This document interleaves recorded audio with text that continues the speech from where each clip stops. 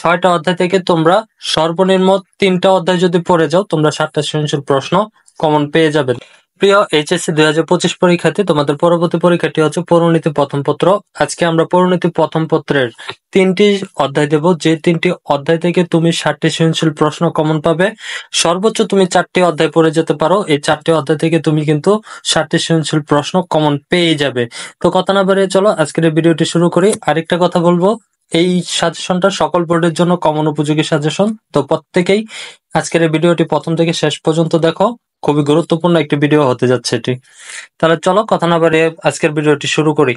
তো তোমরা এখানে দেখতে পাচ্ছ যে তোমাদের শর্ট সিলেবাসটা যে রয়েছে, সেই শর্ট সিলেবাসে কিন্তু প্রথম অধ্যায়টা রয়েছে, তৃতীয় অধ্যায় রয়েছে, পঞ্চম অধ্যায় রয়েছে, ষষ্ঠ অধ্যায় রয়েছে, সপ্তম অধ্যায় রয়েছে এবং দশম অধ্যায় রয়েছে। অর্থাৎ 1টা 2টা 3টা 4টা 5টা 6টা অধ্যায় রয়েছে তোমাদের।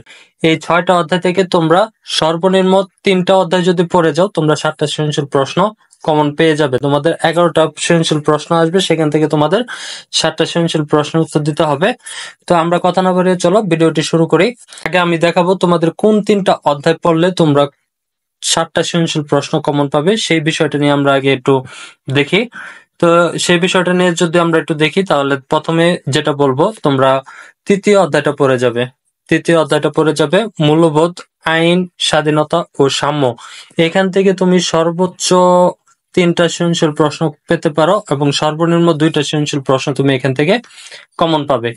এর পরবর্তীতে যদি আমরা দেখি, যে অধ্যায়টা পড়ে যাবে সেটা হচ্ছে পঞ্চম অধ্যায়। পঞ্চম অধ্যায় থেকে অধ্যায়টা হচ্ছে নাগরিক অধিকার, কর্তব্য এবং মানবিকতা। এখান থেকে তুমি সর্বনিম্ন 2টা সৃজনশীল প্রশ্ন কমন পাবে। এখান থেকে তুমি সর্বনিম্ন 2টা সৃজনশীল প্রশ্ন কমন পাবে। এর পরবর্তীতে যে অধ্যায়টা দেখবো সেটা হচ্ছে ষষ্ঠ অধ্যায়।